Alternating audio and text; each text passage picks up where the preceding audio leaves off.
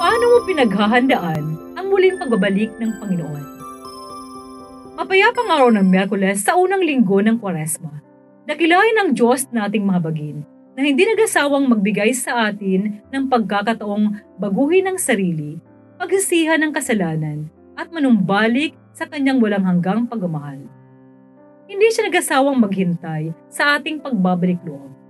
Iginagalang niya ang tamang panahon at pagkakataon na tayo mismo ang magpasyang magbago at bumalik sa kanya.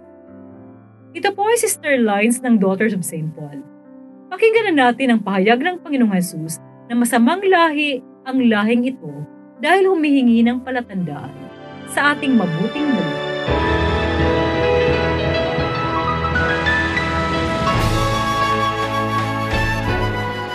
Nang dumadagsa na ang mga tao, nagsimulang magsalita si Jesus. Masamang lahi ang lahing ito. Humihingi ito ng palatandaan, subalit walang ibang palatandaang ibibigay dito, kundi ang palatandaan ni Jonas. At kung paanong naging palatandaan si Jonas para sa mga taga-Ninive, gayon din naman ang anak ng tao para sa mga tao sa kasalukuyan. Sa paghuhukom, babangon ang reyna ng timog kasama ng mga lalaki ng lahing ito at hahatulan sila, sapagkat dumating siya mula sa kabilang dulo ng mundo para masaksihan ang karunungan ni Solomon sa paghuhukom. Babangon ang mga lalaking taga-Ninive kasama ng salin lahing ito at hahatulan nila ito dahil nagbalik loob sila sa pangangaral ni Jonas, at dito'y may mas dakila pa kay Jonas.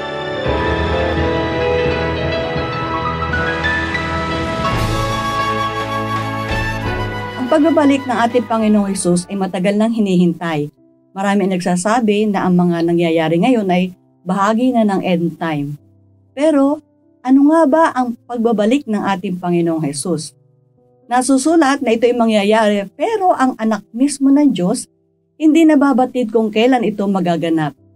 Mga kapanalig, marahil likas na sa atin ang maniguro. May mga tao talagang nais humingi ng tanda. Sa pagbasa, narinig natin sinabi ni Jesus na ang lahing ito ay masama dahil humihingi ng tanda. Noon, itinuring si Solomon bilang magaling na hari, pero alam natin na si Jesus ang tunay na hari. Hindi sa sukatan ng lakas at kapangyarihan, kundi sa sukatan ng pag-ibig at pagpapakumbaba. Ang kanyang kaharian ay nananahan sa puso ng bawat isa sa atin kung hahayaan nating siya dito'y paghahariin. Manalangin tayo. Diyos naming Ama, tinatanggap naming malaking biyaya na ituring ng mga anak mo. Salamat dahil sa pamamagitan ng mga salita mo, nakilala namin ang iyong anak na aming tagapagligtas. Patuloy mo pong gawing bukas ang aming mga puso upang ang paghahari mo sa amin ay manatili. Amen.